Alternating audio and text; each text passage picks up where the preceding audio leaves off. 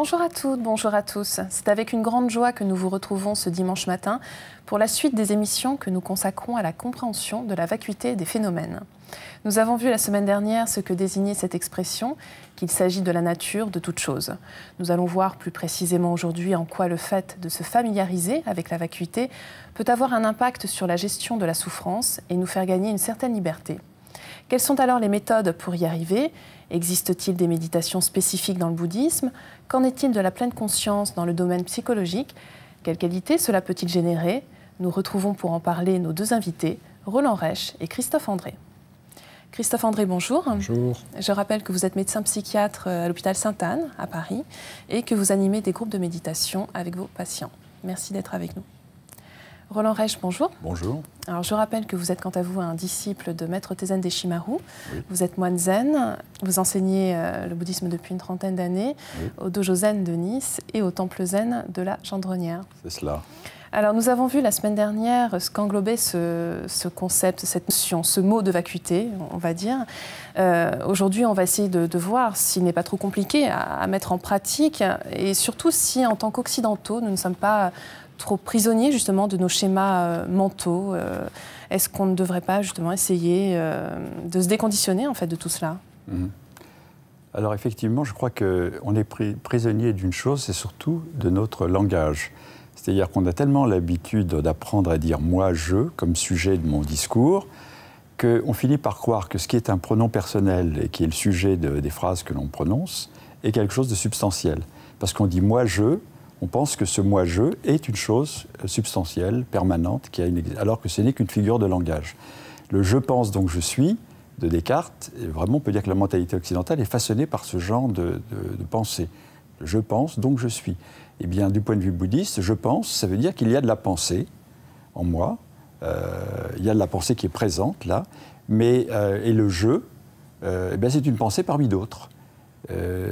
Mais ce n'est pas quelque chose de substantiel, c'est quelque chose qui dépend de mon langage. Et donc on en revient toujours à cette notion d'ego, Christophe André, oui. Finalement. Oui, oui, qui nous fait tant souffrir. Malheureusement, l'ego peut être une source de souffrance, point de vue personnel sur le monde, effectivement. Si nous l'habitons avec trop de peur et aussi avec trop de certitude, c'est-à-dire si nous sommes inquiets pour la défense de notre image, la défense de notre territoire, la défense de nos certitudes aussi, si nous ne supportons pas la contradiction, l'incertitude, les remises en question, alors nous allons souffrir du fait de cet attachement à nos peurs et à nos certitudes. Et c'est vrai que une des solutions que peuvent proposer les spiritualités ou les psychothérapies, c'est non pas de renoncer à être soi-même, au contraire, il ne faut pas aller dans l'excès inverse de ce que Pascal écrivait, le moi haïssable, c'est pas du tout ça qu'on vise. Simplement comprendre qu'on peut, en se rigidifiant, en s'agrippant à la protection de l'image que nous avons de nous, se faire beaucoup souffrir sans même que les autres aient besoin d'intervenir. Donc c'est un petit peu ça, la libération de tout ce qui nous retient excessivement à nous-mêmes comme une voie de mieux-être finalement. Plus précisément, Roland Reich, est-ce qu'il existe des méditations dans le bouddhisme consacrées à cette familiarisation finalement avec la vacuité ? Oui, alors moi je ne peux parler que de la méditation bouddhiste que je pratique, c'est-à-dire le zazen. Oui. Le zazen est une méditation déjà sans objet, c'est-à-dire que on n'a pas un objet particulier de méditation, on se concentre sur son propre corps, sa respiration, et on est en présence de ce qui se passe à chaque instant. Et ce que l'on constate, c'est que ce qui se passe à chaque instant apparaît et disparaît, et n'a pas de substance, n'est pas quelque chose de saisissable. Donc on est directement en contact avec la vacuité au sens de l'impermanence. Et un maître zen, qui était le maître Enno, avait demandé à un de ses disciples « Qu'est-ce qui vient ainsi ?» quand le disciple s'est présenté à lui. Et cette question, qu'est-ce que c'est que ça, moi, là, qui vient ainsi, ou qui suis assis sur ce zafu, sur ce coussin de méditation, c'est la question fondamentale de celui qui médite. Dans un premier temps, on va être pleinement conscient de tout ce qui nous anime. Et donc, on va s'apercevoir que oui, je suis quelqu'un comme ceci, comme cela, avec tel genre de sentiments, de projets, de désirs, d'émotions, etc. Mais si on va au fond, et c'est pour ça que ce n'est pas la dimension absolue, mais c'est la dimension profonde, si on va au fond des choses, et qu'on se questionne vraiment, mais qu'est-ce que c'est, qu'est-ce que je suis, on s'aperçoit qu'il n'y a là rien de saisissable, rien de substantiel. Et du coup, on va développer un esprit beaucoup plus fluide, parce que ça ne veut pas dire que tout ce qui m'anime n'existe pas, mais ça passe, comme les nuages dans le ciel. On emploie souvent cette expression dans la méditation zen. Et du coup, on va apprendre cette fluidité mentale, de ne pas s'agripper à nos représentations, à nos pensées, à nos émotions, parce qu'on sait qu'au fond, on a fait l'expérience qu'au fond, elles ne sont pas durables, elles n'ont rien de substantiel. Et donc, la méditation par excellence sur la vacuité, c'est pas de méditer sur le vide, c'est au contraire de se demander, mais qu'est-ce que c'est que ça? Aussi bien moi-même que ce que je crois posséder, ce que je crois avoir obtenu, qu'est-ce que c'est que ça? Pour s'apercevoir que finalement, que, comme le disait le Bouddha, ce sont simplement 5 agrégats, 5 composants qui sont amenés à se dissocier et qui ne vont pas avoir d'existence permanente. Alors, est-ce que cela rejoint la méditation en pleine conscience que vous pratiquez, Christophe André? C'est la même chose? C'est très proche, oui. Là, en écoutant Roland, je retrouve exactement ce qui est l'objet de la méditation en pleine conscience. Et c'est vrai que j'aime bien cette formule, au fond, de cette méditation qui n'est pas méditer sur le vide, mais méditer sur la vie, sur cette vie qui est en train de s'écouler en moi. Sur ce que l'on ressent? Oui, au travers de mon souffle, au travers de mes sensations corporelles, au travers du mouvement de mes pensées. Et une métaphore qu'on fait souvent, c'est on compare la pleine conscience à une bougie, à la flamme d'une bougie qui ramollit nos rigidités, nos accrochages, un petit peu comme la flamme ramollit la cire, et qui permet un retour à une fluidité, à l'observation, à l'expérience de cette fluidité. Effectivement, cette crampe que j'ai, si je me crispe sur elle, si je focalise mon attention sur elle, il va me sembler inévitable de devoir bouger, changer de position. Et si au contraire j'ouvre ma conscience, j'accepte qu'elle soit là, mais j'accueille aussi mon souffle, les sons, les autres parties de mon corps, assez souvent, effectivement, elle va se dissiper d'elle-même. Et là, j'ai fait une expérience majeure, parce que c'est une chose de savoir que nos douleurs peuvent passer, et c'en est une autre que de l'avoir vécu, ressenti, expérimenté dans l'instant, et observer que ça pouvait réellement exister dans un laps de temps assez bref. En tant que médecin, qu'est-ce que vous dites à vos patients concrètement? Est-ce que vous leur parlez de cette vacuité ou pas?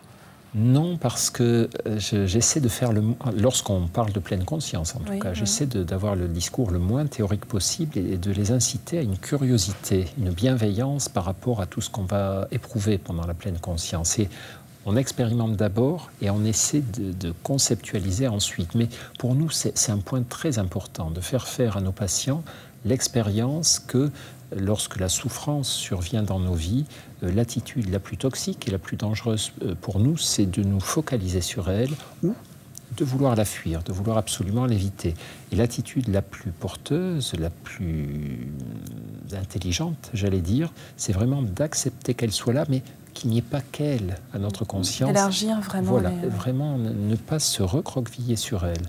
Et on le sait tous, mais si on l'expérimente et si on le pratique dans la pleine conscience, alors c'est un grand pas en avant qu'on aura fait. Vous êtes d'accord, Roland Reich, avec ça? Tout à fait. Dans le zen, on dit que quand l'esprit ne demeure sur rien, le véritable esprit apparaît, l'esprit vaste. C'est la pleine conscience, l'esprit vaste. Hein. C'est-à-dire cet esprit qui est toujours dans l'accueil de la nouveauté, mais qui ne se crispe pas sur quoi que ce soit, qui ne se fiche pas, qui ne s'identifie pas au phénomène. Et comme disait Christophe André, il y a de la souffrance en moi, mais je ne suis pas cette souffrance. De même qu'il peut y avoir de la pensée en moi, mais je ne suis pas cette pensée. Mon esprit est beaucoup plus vaste que les phénomènes qui le traversent. Et donc, ça permet de garder de l'espace intérieur, de la possibilité d'évoluer, de prendre du recul, de se détacher de ce qui arrive. Et c'est une source de très grande liberté. Et en plus de ça, cette liberté signifie qu'en agissant ainsi, en pratiquant le lâcher-prise, on s'harmonise avec la réalité ultime, la réalité la plus profonde. Donc, il s'agit même du sens de notre vie. Si on peut avoir un sens à la vie en se donnant des désirs, des choses qu'on veut atteindre, etc. Mais je crois que le sens profond de la vie, c'est d'arriver à vivre en harmonie avec ce que c'est que de vivre. Qu'est-ce que c'est que d'être un être vivant? Et c'est-à-dire de retrouver cette fluidité, cette capacité de vivre dans l'interdépendance et de ne stagner sur rien.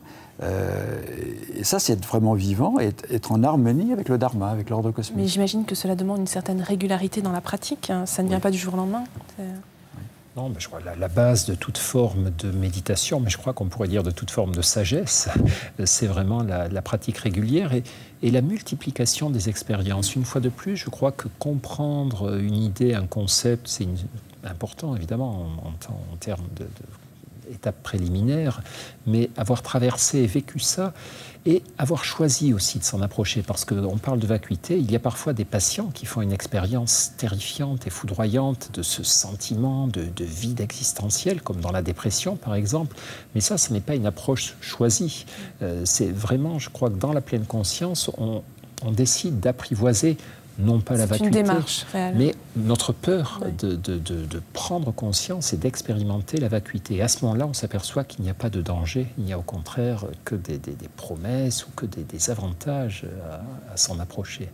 Et quelle qualité cela peut-il générer, Roland Reich? On pense à la compassion, ça va être beaucoup moins égocentré, puisque cet ego, on le perçoit comme quelque chose de fluide et qui n'existe que dans la relation avec les autres. Et donc, ça va développer fondamentalement la capacité d'empathie, parce qu'un esprit plein ne peut pas, par exemple, quand on est thérapeute, si on a l'esprit plein avec ses problèmes, ses soucis, ses angoisses, on n'est pas réceptif pour accueillir l'autre. Si au contraire, on arrive à faire le vide, entre guillemets, dans son esprit, c'est-à-dire, non pas à ne penser à rien, mais à être capable de laisser passer les pensées au fur et à mesure qu'elles arrivent, il y a de l'espace en soi. Et on a un espace d'accueil pour le patient. Mais si on n'est pas thérapeute, on a l'espace d'accueil pour ses amis, pour les gens que nous rencontrons, et en général. Et donc, on va développer cette capacité en même temps de se mettre à la place de l'autre. Si on n'est pas coagulé sur son propre ego, auquel on s'attache, dont on perçoit au fond la vacuité, parce que c'est ça l'angoisse fondamentale, c'est qu'on perçoit au fond que cet ego n'est pas substantiel et vacuité. Mais on essaye constamment de le consolider par toutes sortes de systèmes de défense. Et ces défenses finissent par faire qu'on est comme cuirassé, et on n'a pas cette ouverture possible. Donc, la méditation bouddhiste qui nous permet de prendre conscience de la vacuité de cette construction mentale nous produit une très grande ouverture d'esprit et une capacité d'accueil et de bienveillance et de compassion et de se mettre à la place des autres. Alors on pourrait même imaginer que ça a un impact sur la société, voilà, à part entière.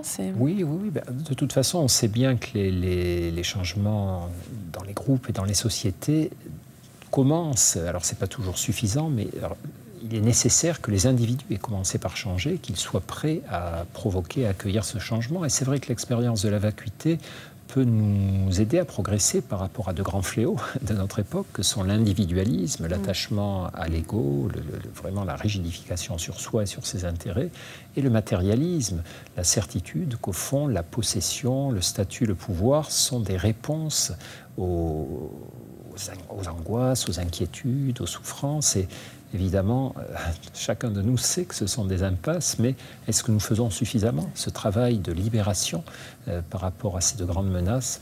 C'est toute la question. Vous avez un mot à ajouter, Roland Reich, pour conclure cette émission?